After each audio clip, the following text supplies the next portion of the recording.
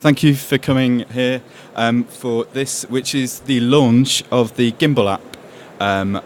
It's an app that was developed in collaboration with Comma Press, who I work for. We're a short story publisher based in Manchester, and we specialise in short stories in translation. And we worked with the organisation Literature Across Frontiers, who are an organisation who promotes translation, do lots of wonderful work in terms of organising residencies and exchanges between writers from various parts of the world.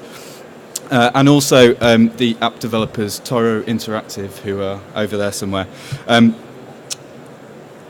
As I say, Comma Press is a short story publisher, and we've published our first translation title back in 2007.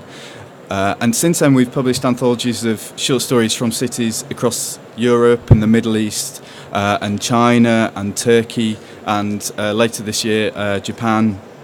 And we think that the short story is an eminently portable form. So it tends to depict situations that are often more universal, more transferable, if you like, or emblematic than the novel. And yet it often clings less tenaciously to its original language in the way that poetry does. So the short story is a form that we think travels particularly well and is particularly adept to translation.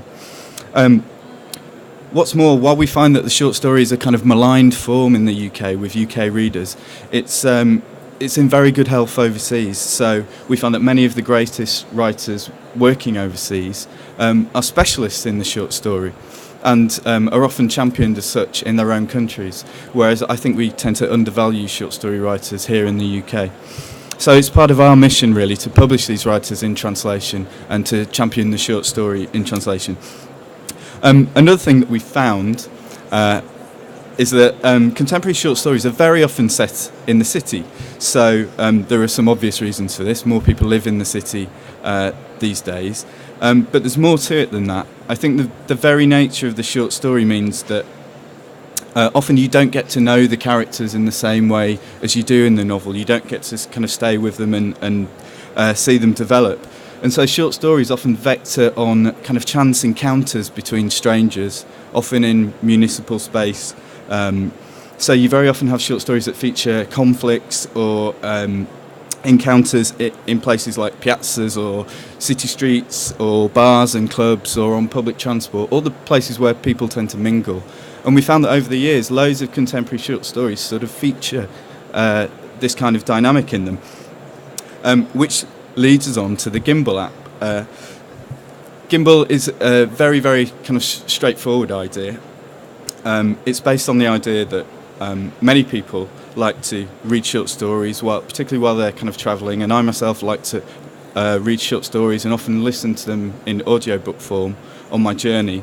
And so as I'm taking my boring commute to work every day, I like to take a sort of parallel imaginative journey by listening to a short story or reading a short story that takes me into another world for the length of that commute. And the Gimbal app is really that idea writ large.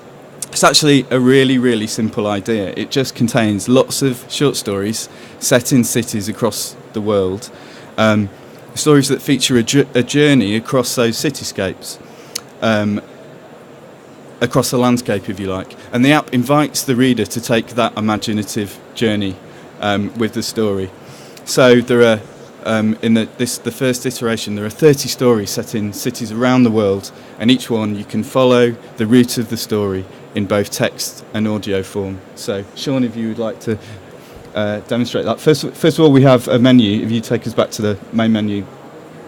We think that discoverability is really kind of important for this app to work. So probably the most important there is choose by journey length. So as you're on your commute and you think, oh, I've got 10 minutes to kill or 20 minutes or whatever, you can pick a story that fits that's going to fit your journey perfectly. Likewise, if you go back, Sean, you can choose by genre, you can choose by location. So you can decide where you'd like to go by continent and then narrow it down to various cities, and you can take an imaginative journey through that landscape, if you like. And if you take us back. and also by mode of transport. So you might want to take a journey by tram, and you can pick a tram journey somewhere else in the world and do that, or likewise on foot, or by bus, or by car. And so they're all categorised in that way to make it easy to discover something that's going to be suitable for your journey. So in that sense, it's a really, really simple idea. You know, we're Comma Press, we're not Kobo or Amazon.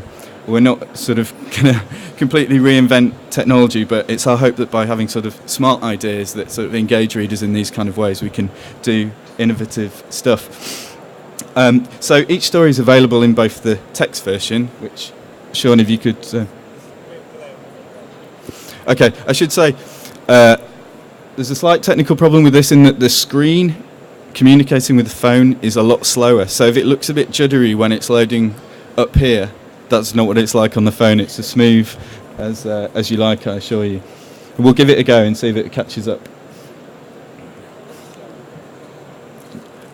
Evidently not. Okay.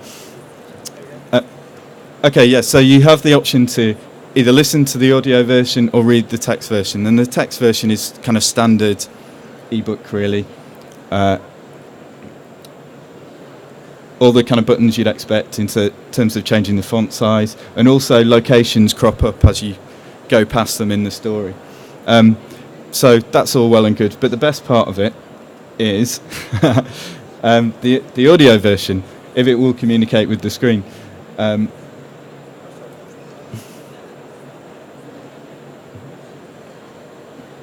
So it plots the route of the story on a map of the city with all the locations mentioned in the story on there. And as you play it, it automatically scrolls through in time with the story. So as you're hearing about a location, it pops up on there, and you can explore the city in that way. There you go. If it's just going to be slow, let's not bother. And that's basically it. There are going to be some... It's launched next week, so it'll be available to download free from the App Store. At the moment, there are 30 stories on it.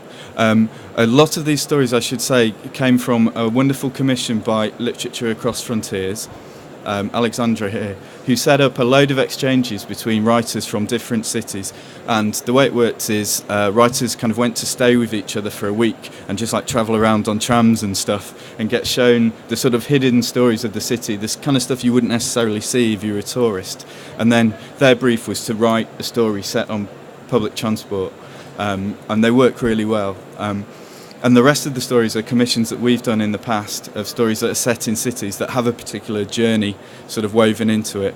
And so that's, at the moment, there are 30 stories on the app, and we'll be adding more over the coming months, and we have a load more to go on. So it's going to be sort of repopulated with more stories as the weeks go on. Other things coming in future are a degree of interactivity, so allowing users, for example, to post Instagram photos on the map. So if they've been to somewhere, one of the story locations, or they're actually there, they can post Instagram photos of the places mentioned in the stories, and also comments and that kind of thing, and also to add Google Street View, so you can just pop down right on street level and see what's happening there.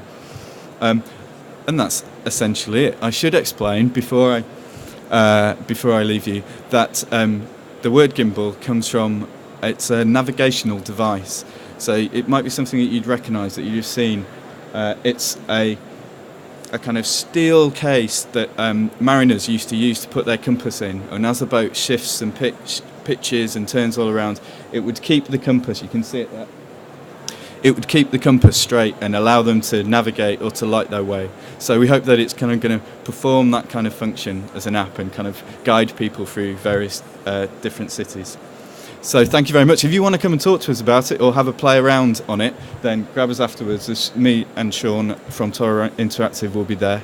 And it just remains for me to thank you for listening and to thank Arts Council England, who support us in our projects. Thank you very much.